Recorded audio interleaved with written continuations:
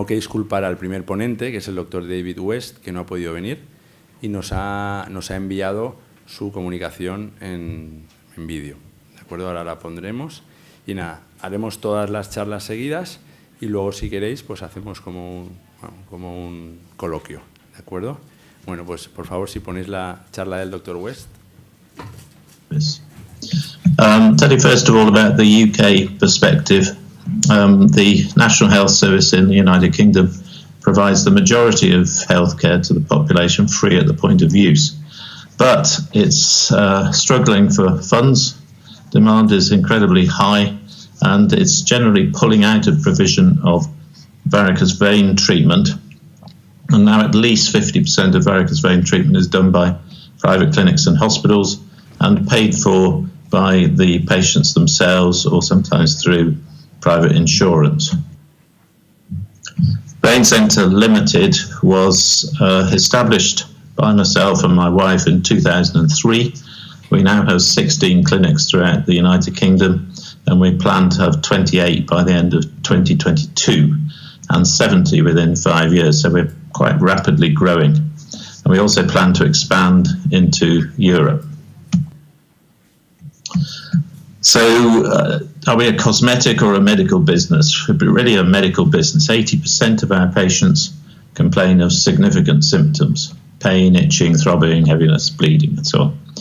So the vast majority of our work is dealing with patients with large varicose veins, often with skin changes. Very few of our patients just have thread veins.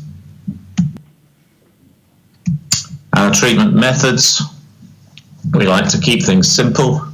95% of our patients have treatment with endovenous laser ablation, plus either foam sclerotherapy or avulsions.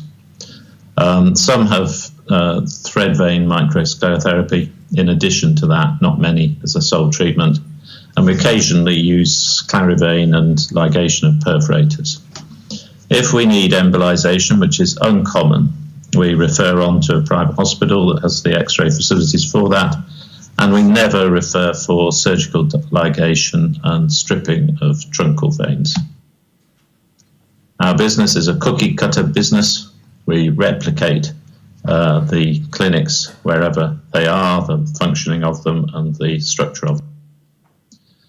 It is a hub and spoke type arrangement. We have a centralized administrative headquarters, the hub, and peripheral clinics, which are the spokes. So the hub deals with all communications with patients and staff in the outlying clinics, all bookings, finances, policies, producing the standard operating procedures, training, marketing, quality and safety control, audit, regulation, and so on.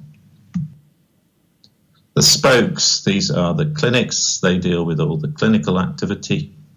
Each clinic has its own character, but there's standard facilities within each room. And it's a doctor's office type of facility, a multifunctional room where the consultations and the treatments are undertaken in the same space.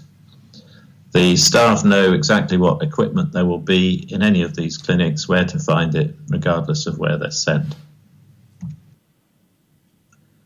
So we have a mixture of facilities, some of which are very old classical buildings, like this one on the right in Harley Street, and some are modern, like the building on the left, which is a clinic on a business park in Stoke-on-Trent. But inside, the clinic rooms are all very much the same: modern, clean, clinical. This is a typical example, the one in Stoke-on-Trent.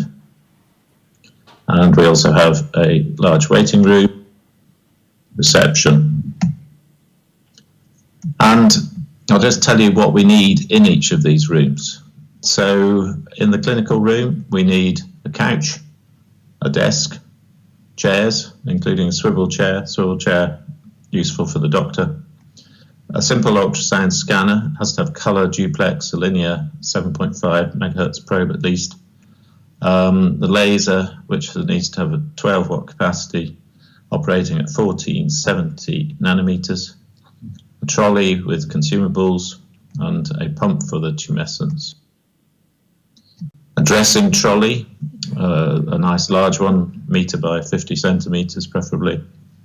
For emergencies, a defibrillator, emergency bag and oxygen, waste, clinical and basic waste, glove dispensers, towel dispensers, soap, hand wash, sink, and step for the patient to stand on. Fairly simple.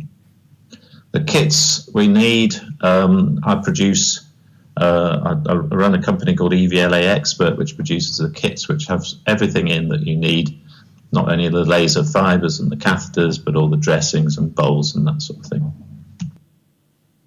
So these kits contain a 19 gauge Seldinger needle, a 150 centimetre double-ended guide wire, 4 French catheter with markings, laser fibre, bare end, you don't need anything fancy, bowls, gauze, drapes, tubing for the pump, needles, gel and probe cover. And then for the foam sclerotherapy, you need a couple of 5mm Luerlock syringes, 3-way tap, a blue butterfly, and a dressing pack, simple dressing pack. And staff do we need? When the head office, all the management and admin team, so senior management will comprise finance, general management, marketing, HR, and operations. And in the clinics, there are just 3 staff in each clinic at any one time, a receptionist, a nurse, and a doctor. What about the patient journey? Well, the patient, first of all, visits our website, often after Googling or after seeing an advert, and then contacts the patient advisory team, usually by phone. They have a discussion, and then they hopefully book in for their consultation. And after booking, they are sent a detailed questionnaire which they're required to fill in prior to attending. And the results of that questionnaire are uploaded onto the patient's notes, and then the patient is seen. The history is taken, and that's usually quite quick because they've already uploaded all their information. They are examined, scanned, and then a discussion ensues as to what best treatment is available for them, and the benefits and risks are discussed. A consent is taken and a risk assessment undertaken for VTE. And at this point, I'll just note that about 30% of our patients are seen as on a see and treat basis. They have the consultation and the treatment at their first visit. Then the treatment can be undertaken, and as I say, it's usually endovenous laser ablation with either foam, sclerotherapy or avulsions, and the time allocated for that is between 60 and 90 minutes, depending on the experience of the doctor and the complexity of the case. And then immediately after that treatment, the patient is discharged. They're asked to take a 15-minute walk around first before they go home, but all these procedures are undertaken as outpatients. And then we follow them up in 6 weeks' time and undertake further sclerotherapy on most of the patients. So I'll just mention marketing. This is really important to establishing the success of any clinic, if it's one or multiple. Google is essential. This is where most patients find the clinic that they wish to go to. And we spend a lot of money on both paid ads and search engine optimization. We also advertise on Facebook and Instagram, and in print media, magazines, newspapers, and so on, and increasingly on radio and television.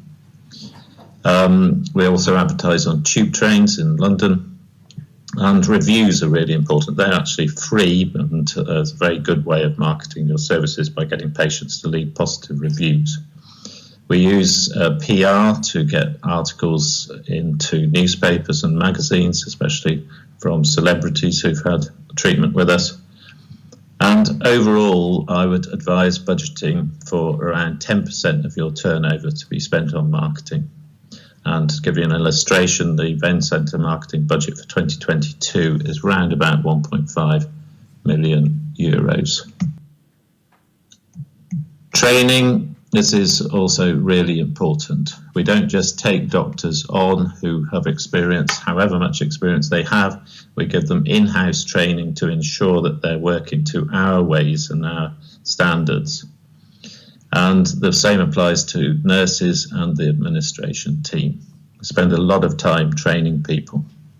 And then once they're trained, we give them ongoing coaching. So I've been visiting every doctor that we employ for at least a day, a year, spending time with them, seeing how they work, passing on tips, receiving tips from them, and then passing those tips on to other doctors. And this coaching method is proven to be really successful and popular. So what are the keys to our success? Well, we're super specialists. We just do veins. We run a very efficient service, a one-stop shop. Our staff are very knowledgeable, friendly, and efficient on the telephones, and they answer the telephones very quickly. We have large numbers of excellent reviews and a low price. And these are the sort of keys to success that any vein business should be looking for. And our final message to you is, if you go it alone, good luck. If preferred to partner, then contact us. We're always looking to expand, especially into Europe at the moment, and collaboration would make your life so much easier. So my contact, if you want to make contact with me, is david.west@veincentre.com, and I wish you the very best of luck.